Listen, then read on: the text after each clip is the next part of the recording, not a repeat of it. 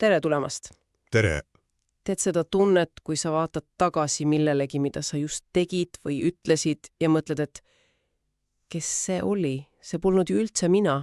See on nii kummaline ja natuke isegi häiriv tunne, nagu su sees elaks keegi teine, kes aeg-ajalt lihtsalt haarab rooli. Just. Ja täna me uurimegi seda tunnet süvitsi, sest selgub, et see pole mingi uitmõte. Ei ole, jah.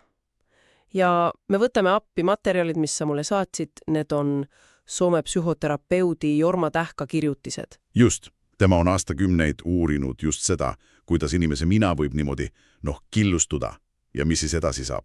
See ei ole keeruline lugemine, aga see pakub uskumatult selgeid vastused. Täpselt. Nii et vaatamegi, mida Tähka mõtleb selle lõhenenud mina all ja kohtume selle sisemise näitetrupiga, ohvri mina, alistav mina ja siis see terve osa, mida ta nimetab arenenuks minaks. Ja proovime aru saada, kuidas see kõik meie elu ja suhteid mõjutab. Ja kas sellest nõiaringist üldse on väljapääsu? See ongi see kõige kesksem küsimus. Jah. Ja Tähka põhiidee on, et trauma ei jätta lihtsalt armi, vaid see võib isiksuse sõnaotseses mõttes osadeks lõhestada. Mida see tähendab? See tähendab seda, et meis võivad eksisteerida erinevad mina-seisundid, mis ei ole omavahel lõimunud. On olemas see, mida ta kutsub areneva mina, kehitus mina. See püüab olla eakohane täiskasvanu. See on see mina, kelleks me ennast tavaliselt peame. Just, aga selle kõrval on siis need traumast sündinud osad ja need võivad teadvuse üle võtta. Ja need osad ei ole ainult, väga rasketel juhtudel. Saadetud materjalidest jäi mulje, et leebemal kujul on see olemas peaaegu kõigis meis. Täpselt nii, see ongi tema töö suur väärtus. Ta ütleb, et leebemal kujul esineb neid enamikul inimestest ja ka siis võivad need elu ikkagi päris keeruliseks muuta. Olgu, räägime siis esimesest osast ohvri mina. See juba iseenesest kõlab paeluvalt ja võib-olla ka ebamugavalt. Mis see on? See ongi, ohvri mina on see osa, mis on kinni minevikus. See otseb pidevalt seda, millest lapsepõlves ilma jäädi, turvatundest, hoolest. Ja see tunneb, et tal on õigus saada hüvitist selle üleohtu eest. Jah, tema jaoks on täiskasvanu kohustused, töö, maksud, kõik on ebaõiglane. Ta mõtleb, et mulle tehti liiga, miks ma pean veel rabama? Nagu solvunud laps täiskasvanu kehas, kes keeldub suureks kasvamast. Just, see on see hääl peas, mis ütleb, miks alati mina, ja see viib maailma süüdistamiseni, kadeduseni. Kadeduseni õnnelike inimeste vastu. Ja teistega manipuleerimiseni, kaastunde ja süütunde kaudu. Tähka kasutab siin ühte väga võimsat metafoori. Ja see jäi mulle eriti silma. Ta ütleb, et ohvri mina on isikuses nagu käopoig. See on karm, aga geniaalselt tabav. Mõtleme korraks, mida käopoeg teeb. Ta lükkab teised pojad pesast välja. Täpselt. Ja kasuvanemad toidavad seda võõrast, lõputult näljast poiga, kuni see on suurem kui nad ise. Samal ajal, kui nende enda järeltulijad hukkuvad. Ja tragoodia on siis see, et inimene ise toidabki seda oma käopoida. Iga kord, kui ta annab alla enesaletsusele ja süüdistub teisi. Just.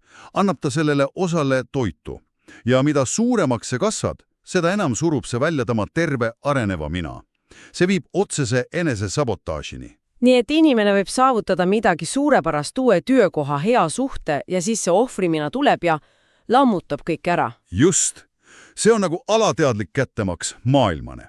Mulle jäi sealt allikast silma see neide Londoni rahutustest, Jah. kus osales ka haritud sotsiaaltöötaja, kes hiljem ütles politseis, et ta ei saa aru, mis temaga juhtus. Nagu keegi teine oleks kontrolli üle võtnud. See on klassikaline näide. Tema arenev mina on seaduse kuulekas, aga kaoses pääses valla see teine mina, mida toitis tunne, mul on õigus seda võtta. Maailmu mulle võlgu. See näitab, kui õhke see piir tegelikult olla võib. Aga siit läheb asi veel keerulisemaks, eks ju. See viha ja kibestumus ei saa ju ainult sissepoole jääda. Väga hea tähelepanek. Ja see viibki meid sama mündi teise külje juurde. Ja selleks on alistav mina. Alistav mina.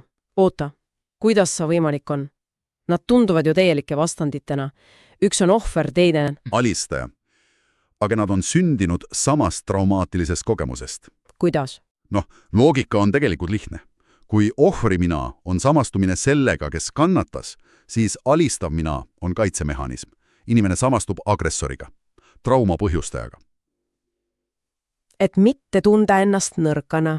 Täpselt. Selle asemel, et tunda end abituna, hakkab ta tundma hävitavat üleolekut. Ta võtab ründaja rolli, et mitte kunagi enam tunda ohvrivalu. See on siis see klassikaline kiusatust saab kiusaja dünaamika, aga isiksuse tasandil lahti seletatuna. Just.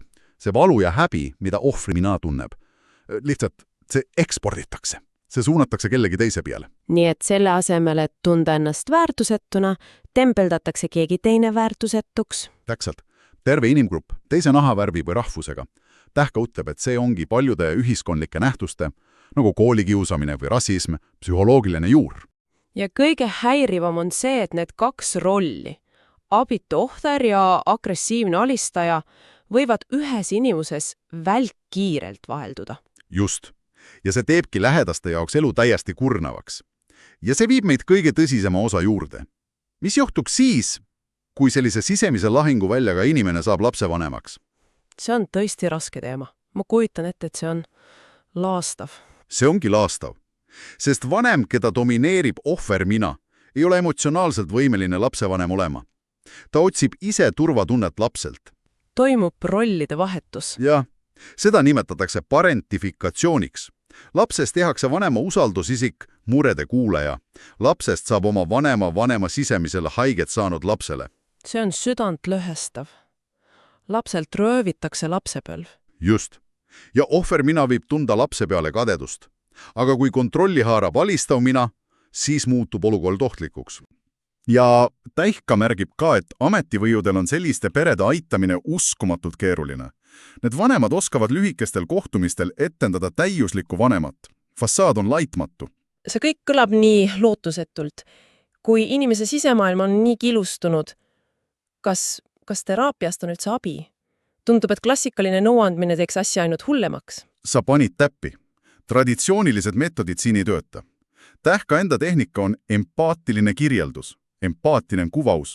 Mida see tähendab? Terapeudi esmane ülesanne pole mitte tõlgendada, vaid püüda enda asetada patsiendi kaootilise sisemaailma ja aidata tal leida sõnu tundetele, mida ta ise ei mõista.